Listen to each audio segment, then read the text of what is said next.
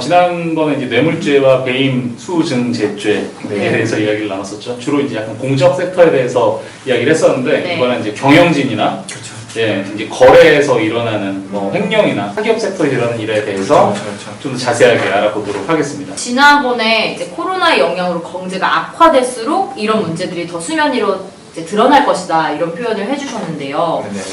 이제 평상시에 충분한 물량이 있고 충분한 매출을 일으키고 있는 회사고 충분히 비용을 써서 뭔가 일을 하고 있는 그런 회사였어요. 네.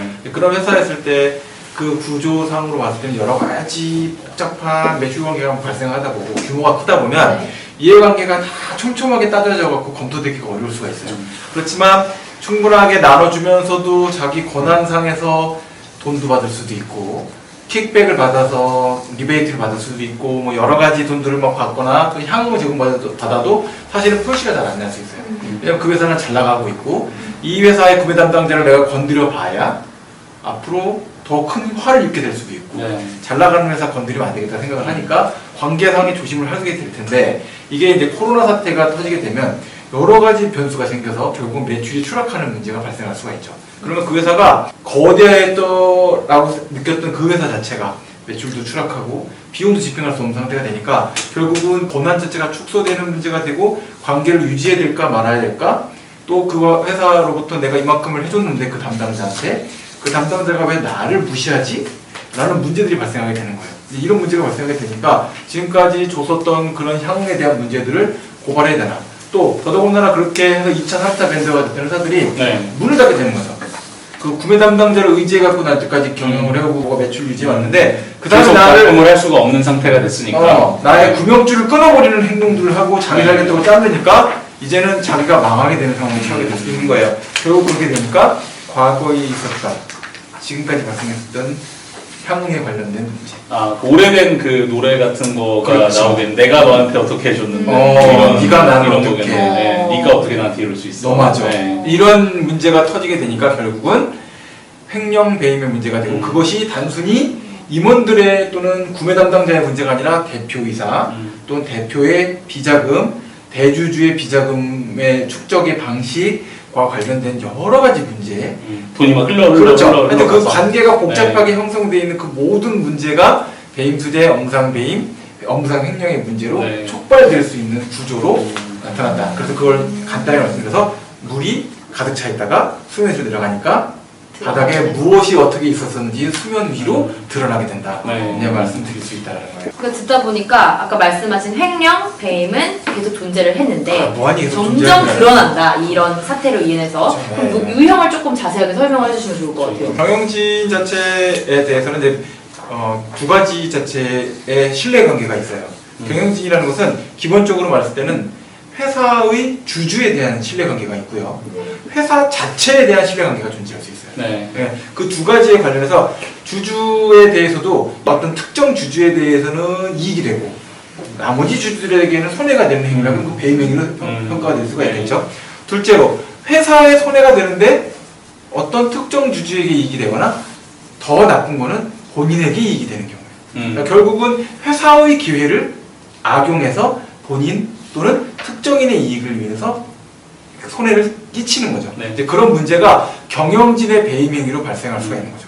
이게 후퇴하고 있을 때, 그 경기가 후퇴하고 있는 이와 같은 대규모의 경제 침체 상태로 들어가게 되면 정상적인 거래로 봐갖고 이익이 날 수 있을 것처럼 보였었던 그런 거래들도 손해가 발생하게 되고 뭐 유명한 이제 앨런 머스크 같은 경우에도 자기 사촌 동생이 운영하고 있는 솔시티라는 회사를 필요하다라고 해서 거액을 주고 인수를 했는데 그게 예를 들어서 뭐 테슬라가 잘 나갈 때야 문제가 없겠지만 테슬라가 잘 안 나가게 되면 야 그거 결국 배임행위 아니냐 라고 문제를 주주들로부터 제기되거나 그럼 여기서는 의도가 중요한 거 아닌가요? 그러니까 내가 이제 뭔가 해먹으려고 나의 책임을 배반했다에 이제 그 배임이 아니라 내가 열심히 해보려고 했는데 여러 가지 이제 뭐 경기나 이런 것과 맞물려서 잘 안 될 수 있잖아요. 그렇죠.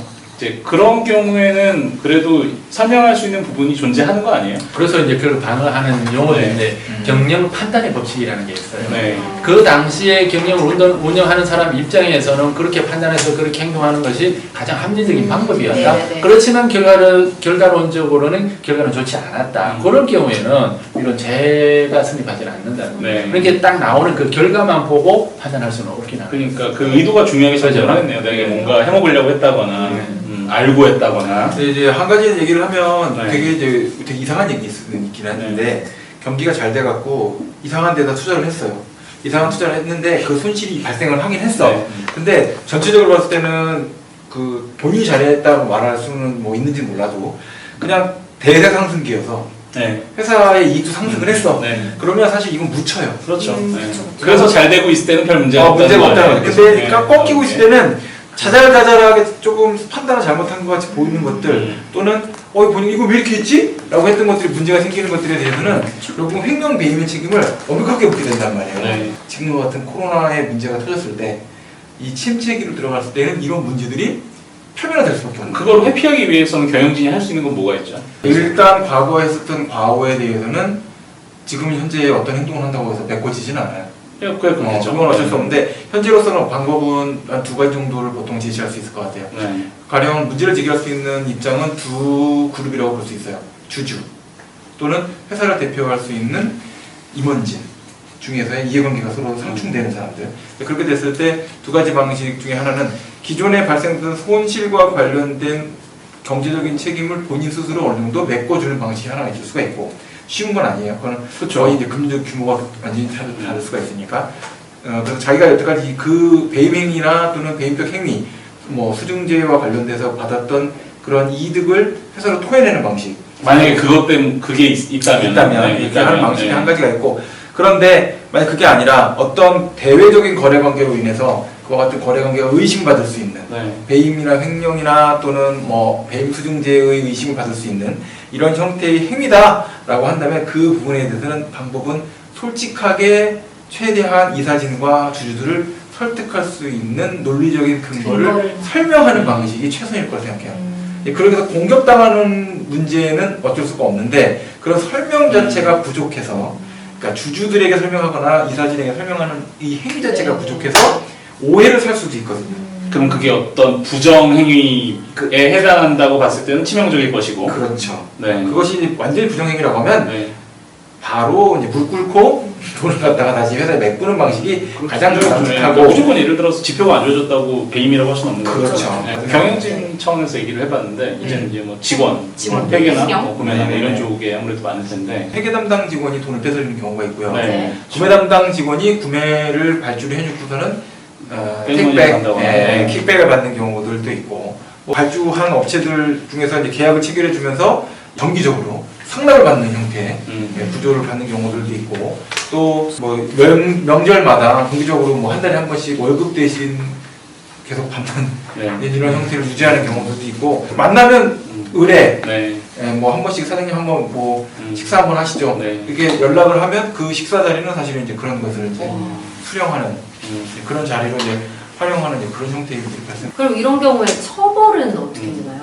단순한 상황을 넘어서 사실 기업의 뭐 운명하고도 관련돼 있을 수 있고, 그래서 이런 거에 대해서는 좀 중하게 이제 처벌하는 편이기는 해요. 법 조항에 규정되어 있는 처벌의 정도를 보면, 먼저 횡령이나 배임 같은 경우에는 보면 5년 이하의 징역 또는 1,500만 원 이하 벌금, 요 정도로 규정을 해놓고, 이게 업무상 횡령이나 업무상 배임이라는 게 있는데, 주로 취급하는 업무자가 수시로 이런 일을 처리하는 사람이 또 그런 범죄를 저지르면 더 좀 중하게 처벌하거든요.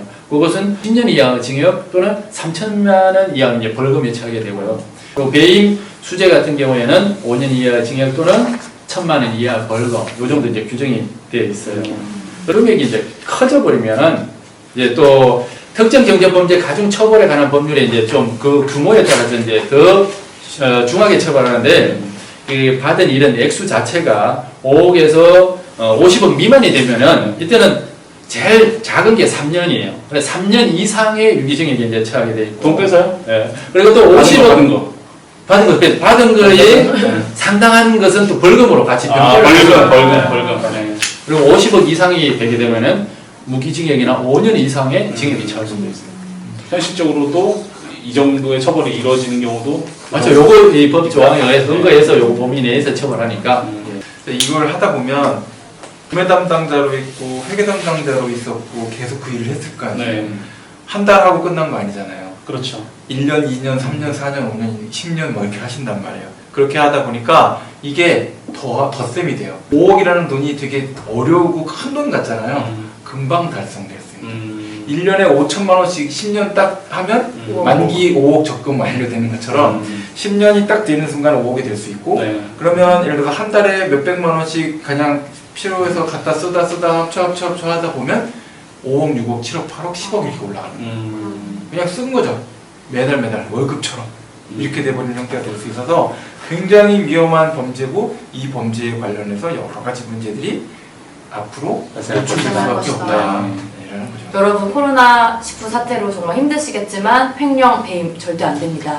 해당되는 문제가 터졌을 때는 그거에 대해서는 잘 협의를 하시고 네. 협의가 안 되면 충분히 이제 변호인의 조력을 받아서 잘 정리를 하시는 방향을 네. 찾으셔야 됩니다. 간단한 법률 상식, 알고만 있어도 원치 않는 피해를 예방할 수 있습니다. 궁금한 점은 언제든 물어보시면 답변해 드릴게요. 미리 알아두면 좋은 유익한 법률 상식 미리 좀 알려주기가 궁금하시다면 구독, 좋아요, 알림 설정은 사랑인 거 아시죠? 다음에 또 만나요.